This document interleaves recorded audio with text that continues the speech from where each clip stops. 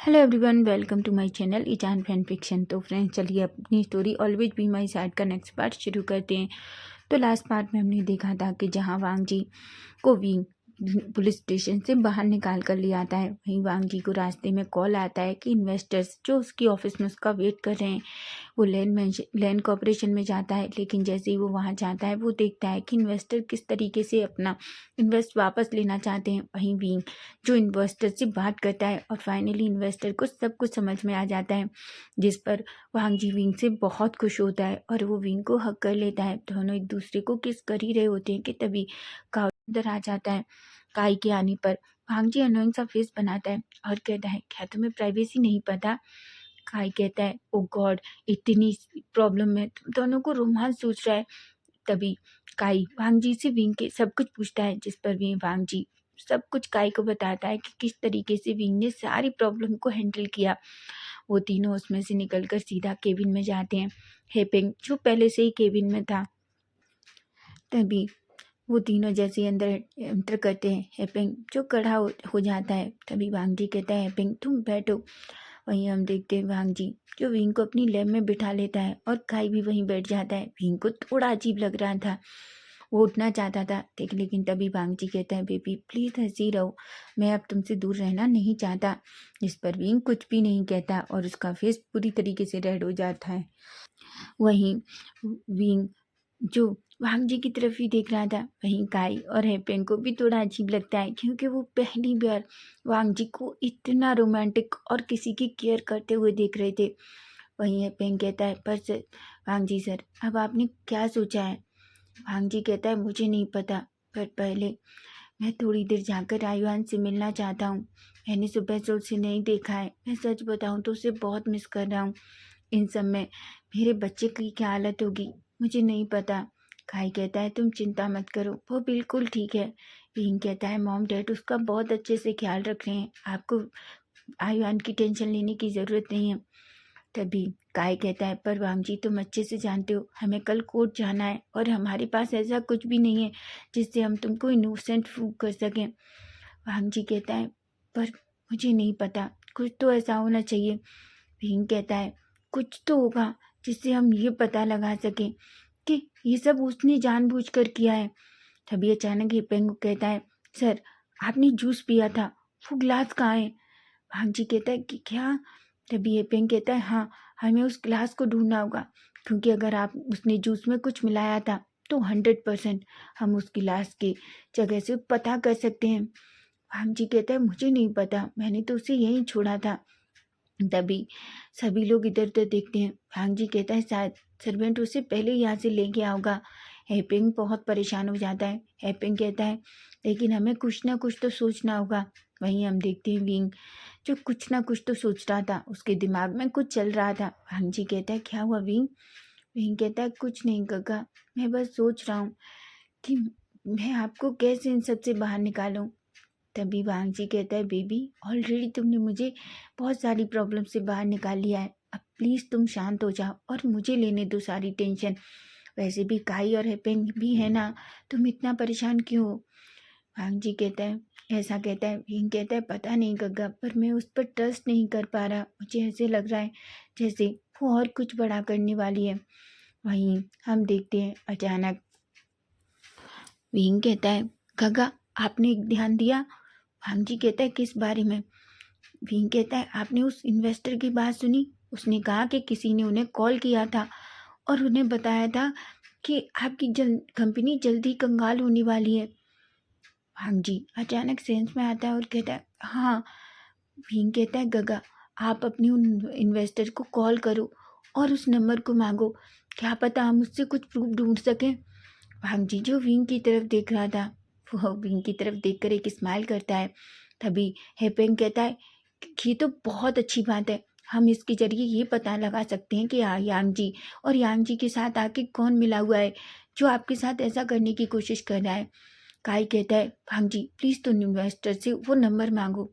जिस पर वांग जी हूँ कहता है। तभी हम देखते हैं वांग जी एक नंबर डायल करता है। तभी उधर से एक पर्सन बोलता है। तभी वांग जी कहता है, हेलो मिस्टर ले। तभी वो पर्सन कहता है, यस सर, क्या हुआ, कुछ बात है? वांग जी कहता है, मुझे आपसे एक फ़ेवर चाहिए। वो पर्सन कहता है कहिए सर आपको क्या चाहिए? तभी वांग जी कहता है मुझे वो नंबर चाहिए जिससे आपको कॉल आया था और कंपनी के बारे में इस तरीके से बात की थी। मिस्टर ले कहते हैं ठीक है मिस्टर लैन आप 2 मिनट रुकिए, मैं अभी आपको वो नंबर सेंड करता हूँ। जिस पर वांग जी कहता है और फ़ोन कट कर देता है। वहीं हम देखते हैं थोड़ी देर में ही वांग जी के फ़ोन पर एक नोटिफिकेशन आता है। वांग जी उस नोटिफिकेशन को चेक करता है जिस पर मिस्टर ले ने पहले से ही वांग जी को एक नंबर सेंड किया था। वांग जी उस नंबर को देखता है। तभी विंग अपना फ़ोन निकालता है और उस नंबर को डायल करता है, लेकिन जैसे ही वो उस नंबर को डायल करता है नंबर स्विच ऑफ जा रहा था। विंग उसे कई बार डायल करता है।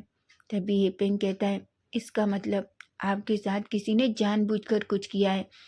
वो जानता है कि अगर कुछ भी नहीं हुआ तो इस नंबर के जरिए हम उसका पता लगाने की कोशिश करेंगे, इसलिए पहले ही उसने अपना फ़ोन बंद कर लिया है। विंग कहता है पर वो कोई भी हो मैं उसका पता जल्दी लगा लूँगा। वांग जी कहता है विंग तुम पहले शांत हो जाओ। वहीं हम देखते हैं सभी बहुत थक चुके थे। काई कहता है वांग जी हम कल देखते हैं हम क्या कर सकते हैं, लेकिन मुझे सच में लगता है तुम्हें अभी जाकर आराम करना चाहिए, तुम बहुत थक चुके हो। जिस पर वांग जी और विंग कहते हैं वहीं पेंग कहता है सर आप चिंता मत करिए हम कुछ ना कुछ कर लेंगे। वहीं वो चारों खड़े होते हैं और सीधा उस केबिन से बाहर आ जाते हैं। वहीं हम देखते हैं काई और हेपेंग एक कार में चले जाते हैं और विंग और वांग जी एक कार से लैंड मैंशन की तरफ निकल जाते हैं। जैसे ही वो लैंड मैंशन में एंटर करते हैं आंटी हान जो चुपचाप सोफे पर बैठी हुई थी रो रो की वजह से उनकी हालत भी ख़राब हो गई थी, उनकी आंखें पूरी तरीके से रेड थी। तभी अचानक विंग और वांग जी दोनों जैसे ही अंदर एंटर करते हैं आंटी हान खड़ा होती हैं और दौड़कर वांग जी के पास आती हैं और कहती हैं वांग जी बेटा तुम ठीक हो? वांग जी कहता है आंटी मैं बिल्कुल ठीक हूँ और आप इतना परेशान क्यों हैं? मैंने आपसे कहा था ना कि मैं। तभी आंटी हान कहती हैं मैं कैसे परेशान ना हूँ, मेरा बच्चा जेल में था, मेरे बच्चे को पुलिस लेकर चली गई, मेरा दूसरा बच्चा इतना परेशान है। एक माँ इतनी हार्टलेस नहीं हो सकती कि वो अपने बच्चों को इतने तकलीफ में देखकर उसे तकलीफ ना हो। भांग जी अचानक आंटी हान को हक कर लेता है और कहता है मुझे समझ नहीं आता मैंने इतना अच्छा क्या किया है कि मेरे पास आप और विंग जैसे लोग हैं। आप मेरी ज़िंदगी में पता है आप नहीं जानते क्या हो। तभी आंटी आन कहती हैं और तुम नहीं जानते कि तुम हमारी ज़िंदगी में क्या हो, ऐसा कहती हैं। वहीं वांग जी एक स्माइल करता है। तभी आंटी आन कहती हैं जाओ तुम फ्रेशन अप हो जाओ, मैं तुम्हारे लिए कुछ खाने को बनाती हूँ। तभी वांग जी कहता है पर उससे पहले मैं आयुआन से मिलना चाहता हूँ। भीम कहता है ठीक है तो चलो हम पे मेंशन में चलते हैं। जिस पर वांग जी कहता है आंटी आन कहती है ठीक है तब तक मैं तुम दोनों के लिए खाना बनाती हूँ। जिस पर वांग जी कहता है। वहीं हम देखते हैं विंग और वांग जी सीधा लैंड मैंशन से निकल कर पे मेंशन में जाते हैं। आयुआन जो कांसा चरण के साथ बैठकर टीवी देख रहा था क्योंकि कांसा चरण आयुआन को थोड़ा रिलैक्स करने की कोशिश कर रही थी। वहीं वीचान से जो वहीं बैठकर लैपटॉप पे कुछ काम कर रहे थे, लेकिन जैसे ही विंग और वांग जी को कांसा चरण और आयुआन देखते हैं आयुआन एकदम से खड़ा होता है और दौड़कर वांग जी के पास जाता है और कहता है डैड डैड, ऐसा कहकर रोने लगता है। वांग जी कहता है बच्चा क्या हुआ, तुम रो क्यों रहे हो? वांग जी के की बात सुनकर आयुआन अपना फेस वांग जी की नेक में छुपा लेता है और कहता है आपको पता है मुझे आज लोगों ने बुली किया, उन्होंने कहा कि आप बहुत गंदे हैं, आपने अपनी सेक्रेटरी के साथ बहुत गंदा किया। ये सुनकर वांग जी की आंखें बड़ी हो जाती हैं। वहीं विंग कहता है आयुआन, आयुआन कहता है पर मैं जानता हूँ मेरे डैड ऐसे नहीं हैं, वो बहुत अच्छे हैं, वो गंदे लोग हैं जो मेरे डैड के बारे में ऐसी बात करते हैं, वो बहुत गंदे हैं, मेरे डैड बहुत अच्छे हैं, मैं अपने डैड को बहुत अच्छे से जानता हूँ।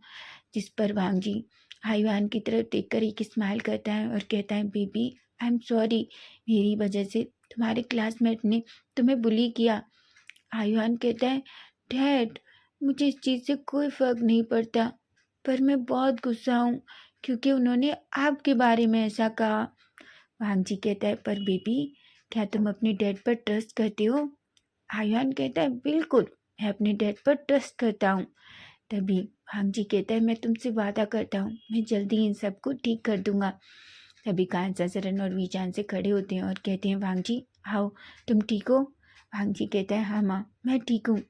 कांसा चरण भांग जी से कहती हैं, तुम चिंता मत करो, सब कुछ ठीक हो जाएगा। वैसे भी विंग के डैड ने ऑलरेडी इन चीज़ों के बारे में जानने के लिए इन्वेस्टिगेशन शुरू कर दी है। ईचान से कहते हैं, वांग जी मैंने पहले से ही अपने कुछ लोगों को यांग जी के पीछे लगा दिया है। बस हमें ये पता करना है कि आखिर यांग जी के साथ काम करने वाला कौन है। वांग जी जो कांसा चरण और वीचान से को देखता है, वहीं विंग एक स्माइल करता है और कहता है, thank you so much dad, आप दुनिया के बेस्ट डैड हैं। ऐसा कहकर अपने पिता को हक कर लेता है। वहीं वीचान से कहते हैं, ऑफ कोर्स मैं अपने बच्चों के लिए कुछ भी कर सकता हूँ। और वांग जी तुम कभी भी खुद को अकेला मत समझो। जिस तरीके से मैं विंग से प्यार करता हूँ, तुम भी मेरे बच्चे हो और मैं तुमसे भी उतना ही प्यार करता हूँ। जिस वजह से वांग जी थोड़ा इमोशनल हो जाता है। कांसा चरण एक स्माइल करती हैं और कहती हैं, पर मैंने पहले से ही तुम लोगों के लिए खाना बनाया है, पहले हम सब डिनर कर लेते हैं। मुझे पता है आज इतना कुछ हो गया, किसी ने कुछ नहीं खाया, तुम सबको भूख लगी होगी। ऐसा कहते हैं वांग जी और विंग कहते हैं, जब कांसा चरण कहती हैं, विंग तुम वांग जी को लेकर अपने रूम में जाओ और थोड़ा फ्रेशन अप होकर नीचे आओ। जिस पर वांग जी कहता है। वहीं कांसा चरण आयुआन को अपनी गोद में लेती हैं और कहती हैं, आयुआन तुम अपना केक नहीं खाना चाहते। आयुआन कहता है, हाँ दादी मैं खाना चाहता हूँ। जिस पर कांसा चरण एक स्माइल करती हैं और आयुआन को अपनी गोद में लेकर सीधा किचन की तरफ चली जाती हैं। वहीं वांग जी और विंग दोनों विंग के रूम की तरफ चले जाते हैं। विंग में अंदर एंटर करते ही वांग जी विंग को अपनी तरफ खींचता है और अपनी चेस्ट से लगा लेता है और कहता है, thank you so much. Wing कहता है, गग्गा आप मुझे कितनी बार थैंक यू कहने वाले हैं। अब तो मुझे ऐसा लगता है जैसे मैं कोई अजनबी हूँ। जो आपके लिए कुछ अच्छा करो तो आप हर बार मुझे थैंक यू कहेंगे। वांग जी कहता है, इसलिए नहीं कि तुम मेरे लिए कुछ कर रहे हो, बस इसलिए मुझे इतना सा प्यारा परिवार देने के लिए। तुम जानते हो वहाँ के जाने के बाद आंटी हान थी, उन्होंने मुझे बहुत प्यार किया, लेकिन तुम्हारी माँ सच में मुझसे बहुत प्यार करती है। और तुम जानते हो तुम्हारी माँ में मैं अपनी माँ को ढूंढने लगा हूँ। यही कहता है, ऑफकोर्स वो आपकी भी माँ है, वो जितना मुझसे प्यार करती हैं उतना ही वो आपसे करती हैं, समझे आप। ऐसा कहती हैं। जिस पर वांग जी और विंग दोनों एक स्माइल करती हैं। तभी विंग कहता है, पर आप पहले जाइए फ्रेशन अप हो जाइए, उसके बाद मैं भी और हम दोनों नीचे चलेंगे। गग्गा मुझे बहुत भूख लगी है, आप जानते हैं मैंने आज सुबह से कुछ भी नहीं खाया, मैंने बस आपका दिया हुआ ब्रेकफास्ट किया है। वांग जी कहता है, I am sorry baby. Wing कहता है, सॉरी मत कहिए, मुझे आपका सॉरी थैंक यू बिल्कुल पसंद नहीं है। मुझे बहुत गुस्सा आता है जब मुझे ये फील कराते हैं जैसे मैं कोई अजनबी हूँ। वांग जी कहता है, आई एम सॉरी। ऐसा कहता है। विंग कहता है, गग्गा। वांग जी एक स्माइल करता है और वॉशरूम की तरफ चला जाता है। वहीं विंग जो बेड पे बैठ जाता है और वो सोचने लगता है कि आखिर वो क्या करे। वहीं हम देखते हैं थोड़ी देर में ही वांग जी जो वॉशरूम से बाहर आता है, वहीं विंग भी वॉशरूम में जाता है और वो भी थोड़ी देर में अच्छे से फ्रेशन अप होके बाहर आता है। वो दोनों नीचे जाते हैं और जाके डाइनिंग टेबल के पास बैठ जाते हैं। वहीं हम देखते हैं कांसा चरण ने पूरा खाना वांग जी और विंग की पसंद का बनाया था। वांग जी उस खाने को देखता है तो उसके फेस पर बड़ी सी स्माइल आ जाती है। तभी कांसा चरण वांग जी के सामने खाना सर्व करती हैं और कहती हैं, वांग जी बेटा खाओ। वांग जी बस खाने को ही देख रहा था, क्योंकि इसी तरह उसकी माँ भी उसके लिए प्यार से खाना बनाती थी उसकी पसंद का और इसी तरह परोसती थी। तभी विंग जो अपनी माँ की तरफ देखता है और कहता है, माँ प्लीज़ आप मुझे खाना खिलाइए। आप कांसा चरण कहती हैं, विंग तुम अब बच्ची नहीं हो। विंग कहता है, माँ आप आयुआन को भी तो खिला रही हैं, प्लीज़ मुझे खिलाइए ना। आयुआन कहता है, पर विंग गग्गा वो मेरी दादी हैं। विंग कहता है, आयुआन पर वो मेरी माँ है। तभी आयुआन कहता है, पर विंग गग्गा आपको पता है दादी हमेशा अपने पोतों से ज़्यादा प्यार करती हैं और मैं दादी का पोता हूँ, इसलिए वो मुझसे आपसे ज़्यादा प्यार करती हैं। वीचान से कांसा चरण हंसने लगती हैं, लेकिन वांग जी बस उन दोनों को ही देख रहा था। तभी कांसा चरण कहती हैं, ठीक है तुम दोनों झगड़ा मत करो, मैं दोनों को अपने हाथ से खिलाऊंगी। ऐसा कहकर वो आयुआन और विंग को खिलाने लगती हैं। वहीं वांग जी जो कांसा चरण को विंग को खिलाते हुए देखता है तो बस वो उन दोनों की तरफ देखने लगता है, क्योंकि उसे आज अपनी माँ की बहुत याद आ रही थी। वहीं कांसा चरण जैसे ही वांग जी को देखती हैं, वो अचानक एक स्पून लेती हैं और वांग जी के फेस की तरफ कर देती हैं। वांग जी जो शॉकिंगली कांसा चरण को देखता है। तभी कांसा चरण कहती हैं, वांग जी खाओ, मैं तुम्हें खिला रही हूँ। वांग जी जो अचानक अपनी सेंस में आता है और कहता है, मैं वो। कांसा चरण कहती हैं, क्यों जब तुम अपनी माँ के हाथ से खा सकते हो तो क्या मेरे हाथ से नहीं खा सकते? वांग जी की आंखें नम हो जाती हैं और अचानक अपना माउथ ओपन कर देता है। वहीं कांसा सरन उस स्पून को वांग जी के मुंह में डाल देती हैं।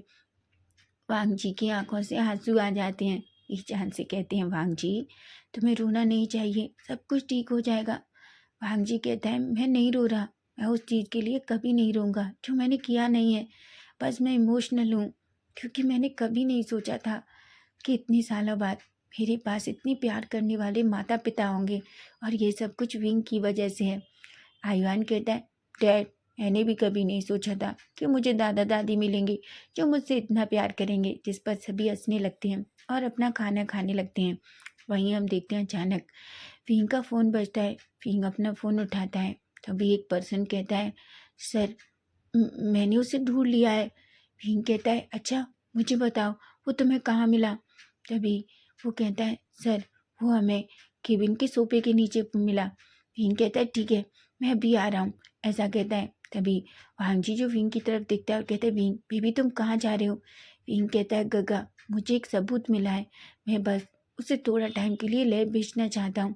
वांग जी कहता है, क्या? विंग कहता है, हाँ गगा, जो जो इस गिलास से आपने जूस पिया था मुझे वो गिलास मिला है। वांग जी कहता है, पर हमें तो वो कहीं नहीं दिखा था। विंग कहता है, गगा वो आपके सोफे के नीचे गिर गया था क्योंकि जब आप अचानक से बेहोश होकर आपसे हाथों से वो गिरा था शायद, तो वो नीचे गिर गया था। वांग जी कहता है, विंग मैं तुम्हारे साथ चलूंगा, मैं तुम्हें अकेले नहीं जाने दूंगा।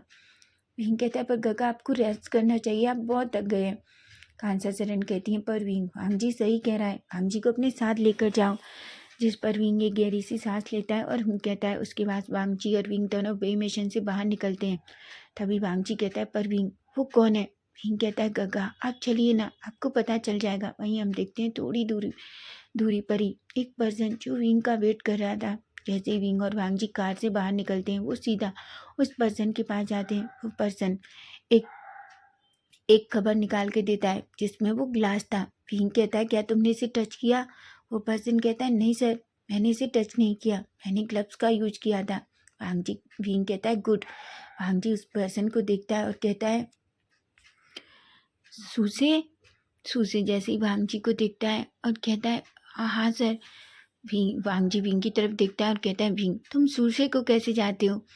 विंग एक स्माइल करता है और वांग जी की बात सुनकर विंग वांग जी की तरफ देखता है और कहता है, एक्चुअली गग्गा इससे पहले सूसे मेरी डैड की कंपनी में काम करता था। वांग जी कहता है, क्या?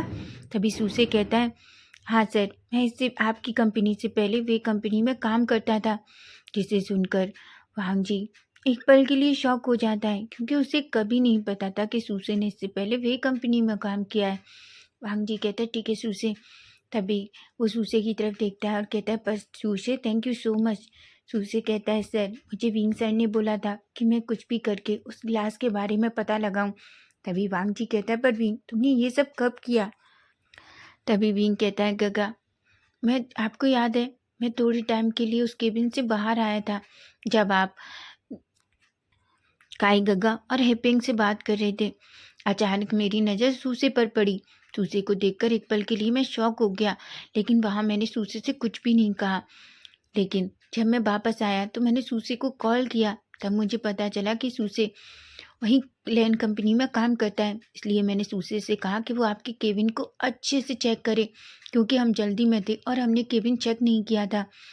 वांग जी विंग की बात सुनता है। तभी सूसे कहता है, यस सर। उसके बाद मैंने आपके पूरे केबिन को अच्छे से चेक किया। तभी मेरी नज़र सोफे के नीचे गई जहाँ मैंने देखा ये ग्लास पड़ा हुआ था। वांग जी कहता है, ठीक है सर सूसे थैंक यू सो मच फिर से। तभी विंग उस ग्लास के कवर को अपने हाथ में लेता है और कहता है, गगा उससे पहले हमें इसे भेजना होगा ताकि हम कल तक इसकी रिपोर्ट मिल जाए। जिस पर वांग जी हूँ कहता है। तभी सूसे उन दोनों को भूख करता है और वहाँ से चला जाता है। वांग जी और विंग कार में बैठते हैं। तभी वांग जी अपना फ़ोन निकालता है और काई को कॉल करता है और काई को सब कुछ बताता है। काई कहता है, ठीक है तुम पहुंचो, मैं भी जल्दी वहां पहुंचता हूं, ऐसा कहता है और फ़ोन कट कर देता है। वही हम देखते हैं थोड़ी देर में ही विंग और वांग जी दोनों उसी जगह पहुंच जाते हैं। वो दोनों उस ग्लास को उस लैब की तरफ ले जाते हैं। काई की पहले से ही जान पहचान उस लैब में थी, इसलिए काई कहता है कि जितना जल्दी हो सके वो इस काम को कर दे। जिस पर वो लोग कहते हैं कि वो जितना जल्दी हो सके इसकी रिपोर्ट आपको दे देंगे। जिस पर काई हूँ कहता है। वहीं वो तीनों उस लैब से बाहर निकलते हैं। भीम कहता है गग्गा मैं वादा करता हूँ मैं उसे नहीं छोड़ूंगा। भांगजी कहता है भीम तुम ज़्यादा स्ट्रेस मत लो। तभी काई कहता है पर क्या हमारे पास ये एक सबूत होना काफ़ी है। भीम कहता है पर कुछ भी हो हम इसके लिए थोड़ा टाइम तक तो बहस कर सकते हैं। तभी भीम कहता है हमें और कुछ भी ढूंढना होगा। भांगजी कहता है भीम अभी रिलैक्स हो जाओ। काई कहता है अब तुम जाकर दोनों आराम करो हम सुबह कोर्ट में मिलेंगे। जिस पर वांगजी भी कहते हैं और काई वहाँ से चला जाता है। वांगजी विंग भी दोनों लैंड मेंशन में आ जाते हैं क्योंकि हाईवान तो कांसा शरण और वी चांसे के साथ था। वहीं जैसे ही वो दोनों मेंशन में आते हैं आंटी हान उनको देखती है। वो उन्हें खाने के लिए कहती है। तभी वांगजी कहता है आई एम सॉरी आंटी पर हमने मॉम डैड के साथ खाना खा लिया है। जिस पर आंटी हान एक स्माइल करती हैं और कहती हैं कोई बात नहीं बेटा। ऐसा कहती हैं। वो कहती हैं जाओ अब तुम दोनों आराम करो। उसके बाद विंग और वांगजी दोनों अपने रूम में जाते हैं।